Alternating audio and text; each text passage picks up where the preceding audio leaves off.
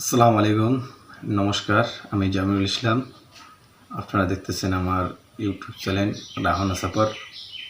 তো আজকে আমি যে বিষয় নিয়ে আপনাদের সামনে কথা বলবো এবং যে বিষয় সম্পর্কে আপনাদের আমি ভালো করে বোঝার চেষ্টা করব, সেই বিষয়টি হলো আমাদের যে ঈদ, বাংলায় বলে ঈদ, আর আদার্স কাস্টের লোকগুলো বলে যে বকরি ঈদ।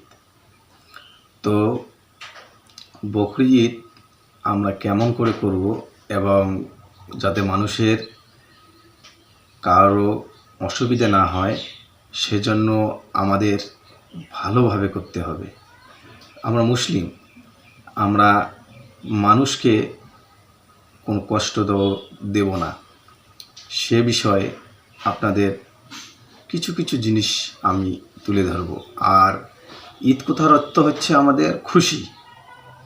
যেমন হিন্দু ভাইরা দুর্গা পুজো এবং কালী পুজো, অন্যান্য পুজো করে তার উৎসবের জন্য। তো আমরাও যে ঈদ আসছে, আজকে রবিবার, কালকে ঈদই সোমবার, কালকে আমাদের ঈদ। তো ঈদ করব কেমনভাবে? খুশি। আমরা খুশি করতে গিয়ে আবার কাউকে দুঃখ যেন না দেই, সে বিষয়ে আমাদের সবাইকে ধারণা রাখতে হবে। ঈদের দিন আমরা খুশি করে ঈদের নামাজ পড়লাম, পড়ার পরে বাড়িতে আসলাম, আসার পর কুরবানি করতে যাব, কুরবানি করলাম এবং মাংস কাটবো, গরু কাটবো, কেউ বা হাঁস মুরগি, কে কী কাটে, কেউ আবার ছাগলও দেয়। তো সে বিষয় নিয়ে কথা বলবো না। বিষয় হচ্ছে যে আপনারা যেভাবে মাংস কাটুন না কেন, যেভাবে গরু কাটো না কেন, যতটুকুই মাংস হয় না কেন, আপনারা আল্লাহকে দিচ্ছেন এবং আল্লাহর যে বাণী, সেই হিসাবে আপনারা নবীর বাণী অনুযায়ী আপনারা কুরবানি দিচ্ছেন। তো কুরবানি দিচ্ছি আমরা ঠিকই, কেউ ভাই মাংস কাটার পরে কেউ ছবি তুলে ফেসবুক, ইউটিউব, হোয়াটসঅ্যাপে, গ্রুপে কেউ শেয়ার করবেন না। কারণ যে হিন্দু ভাইরা আছে তারা এই জিনিসটা পছন্দ করে না। তো কুরবানি করব আমরা, জবাই করতেছে, কুরবানি দিচ্ছে, ওই সময় আমরা ছবি তুললাম, ভিডিও করলাম, করার পরে সোশ্যাল মিডিয়ায় দিলাম এবং হিন্দু ভাইরা দেখতেছেন, দেখার পরে তারা অখুশি হচ্ছেন এবং কেউ কেউ গালিগালাজ করতেছেন। এই বিষয়ে আবার দেখা যাচ্ছে কোনো কোনো এলাকায় মারামারিও হচ্ছে। তো আমরা এই দিকে আমরা যাব না। আমরা সুস্থভাবে গরু কাটবো, সুস্থভাবে মাংস বিতরণ করব এবং মাংস যতটুকুই হোক না কেন আমরা যেটুক পাবো নিয়ে আসবো বাড়িতে। আসার পর যারা গরিব মিসকিন আছে তাদেরকে সবাইকে অল্প অল্প হলেও দিতে হবে। যেমন আপনাদের পাশে গরিব কি আছে? কুরবানি কথার অর্থ হচ্ছে যে কুরবানি দিয়ে যা মাংস পেলাম আমরা নিজেই ভক্ষণ করব, সেটা না। কুরবানি দেওয়ার উদ্দেশ্য হচ্ছে আমরা কুরবানি দিলাম, আমরা আল্লাহকে দান করলাম এবং সেই মাংস এনে যারা গরিব, যারা মিসকিন, তাদের সবাইকে অল্প অল্প করে দিতে হবে। আপনারা একদিনের মাধ্যমে খান, কিন্তু বেশি মাত্রায় নিজের বাড়িতে রাখবেন না। যতটুকু হবে আপনারা বিলিয়ে দেওয়ার চেষ্টা করবেন।